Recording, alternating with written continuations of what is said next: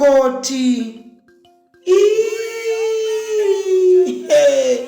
Fesi iyo haidi makeup yakawanda kudai muroora.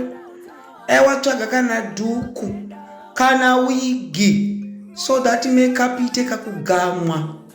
Fesi hombe yomuroora, fesi yomuroora. Muroora wati tidiko. Waita unge chituna chiri mubhokisi rekwaDavis charamba kuvharika maziso. Muroora wati tidiko nai makoti. Tamurume wako akutengerawo wigi nemari dzinobviswa nevanhu dziya. Kana dhuku zvaro muroora, mari dzamunopiwa nevanhu dzakawanda imi. Ndi makatoimbroya nemamaneja mane mari kaimi. Tengerwa wigi kana dhugu muroora. Fesiyo. Fesiyo.